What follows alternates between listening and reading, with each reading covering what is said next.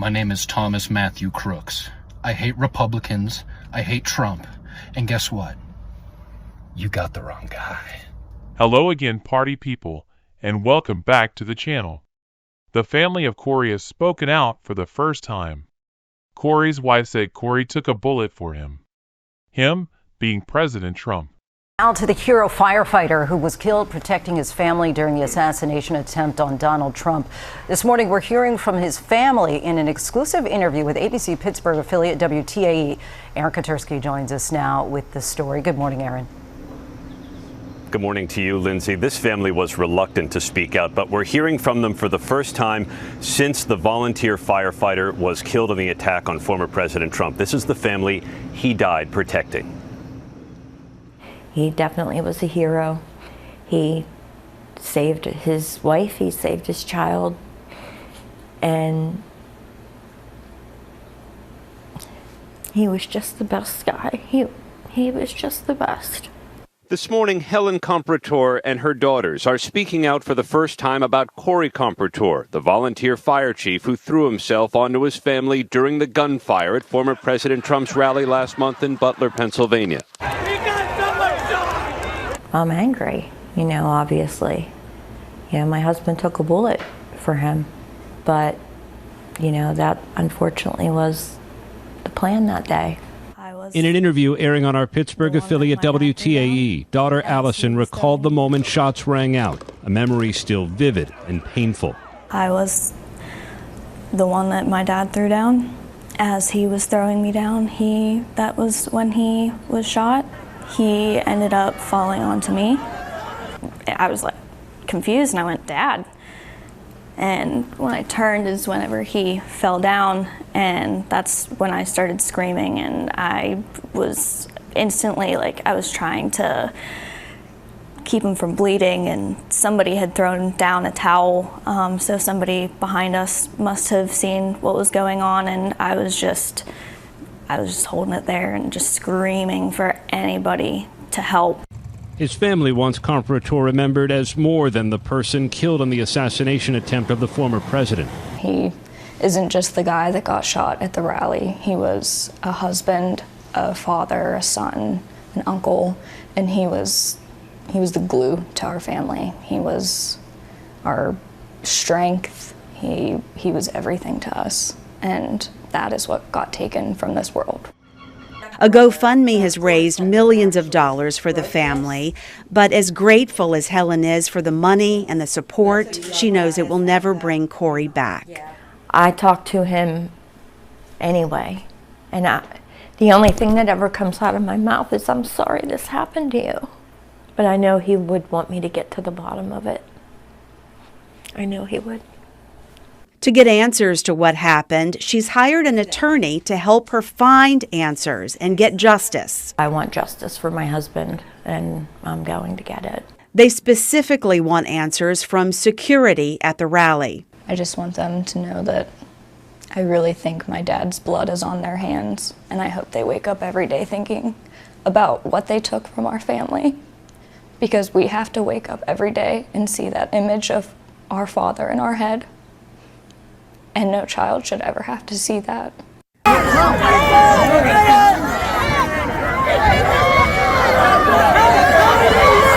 This is Corey, his wife in the middle, and one of the daughters' boyfriend or husband in the left grandstand. This is Dr. Jim in the white shirt starting to make his way over to help Corey.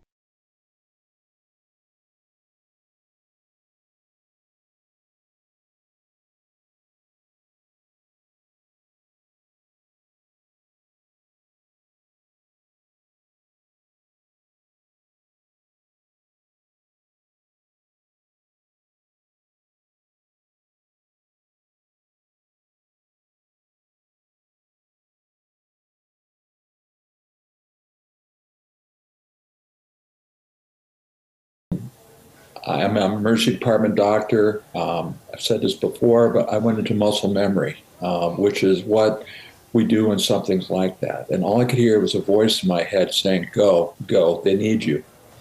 Go do something, help that person. And So I clambered over the bodies. I hope there was not a video showing me that I fell as I was trying to get to Corey. Dr. Jim said that he hoped there wasn't video of him falling down. And of course only I, Real Justice, king of the case, captured his fall.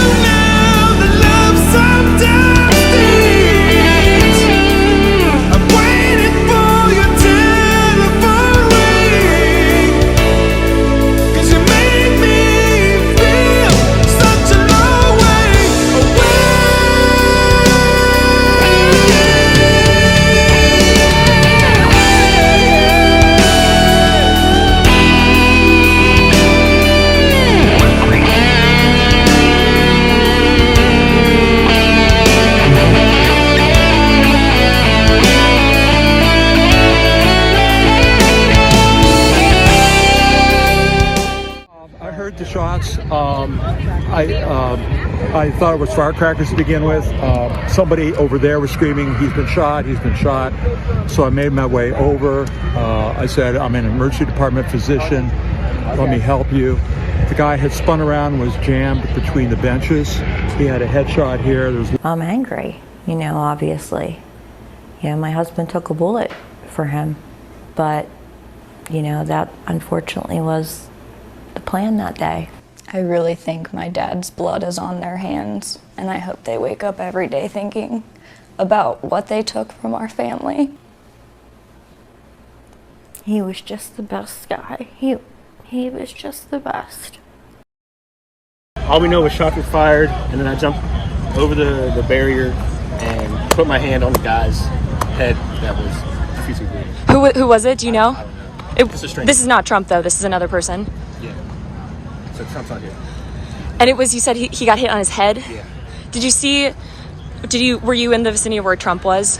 I was on the side. I was one of the special guests. Are you okay?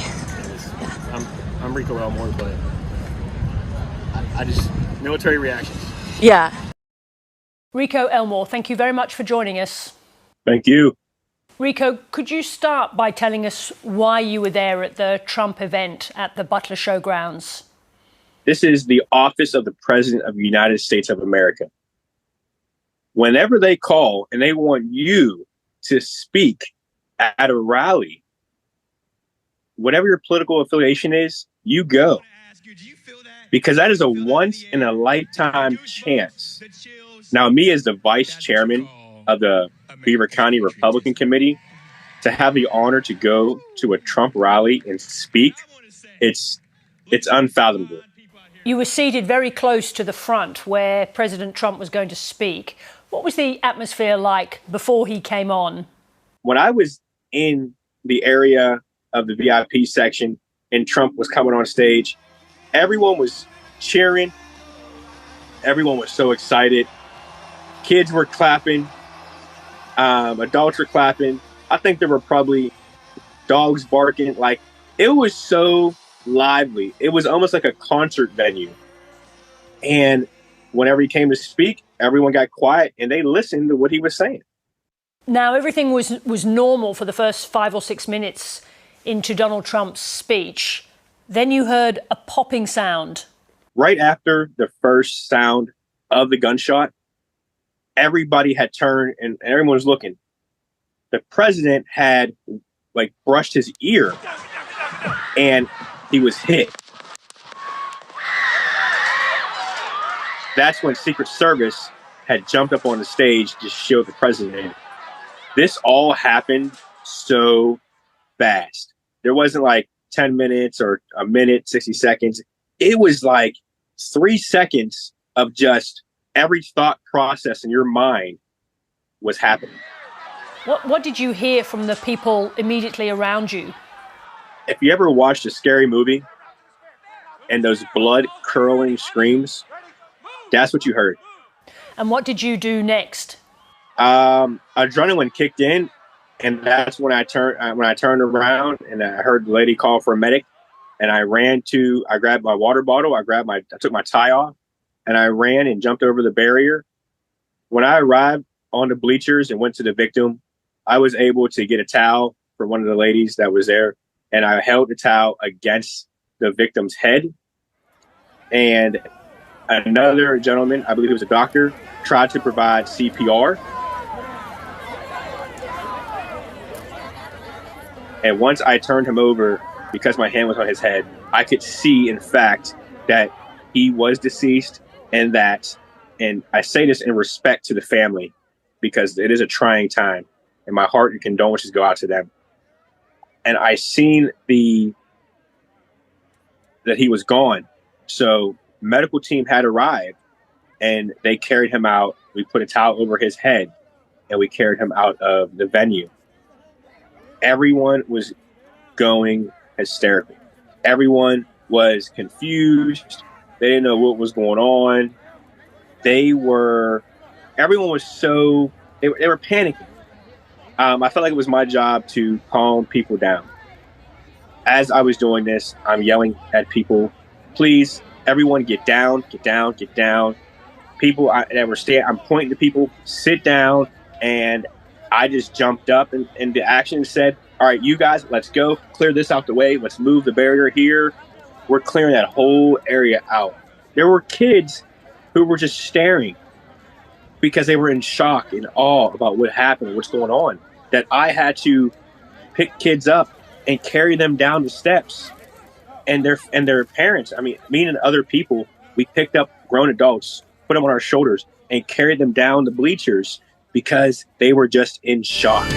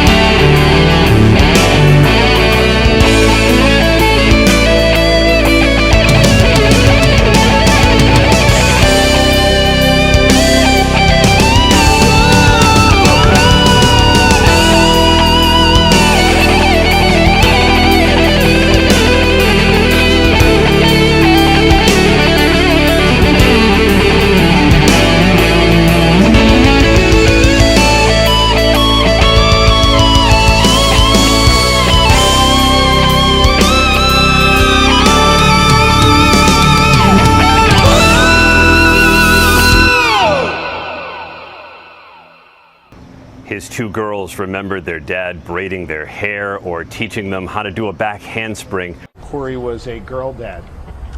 Corey was a firefighter. Corey went to church every Sunday. Corey loved his community. And most especially, Corey loved his family. Corey was an avid supporter of the former president.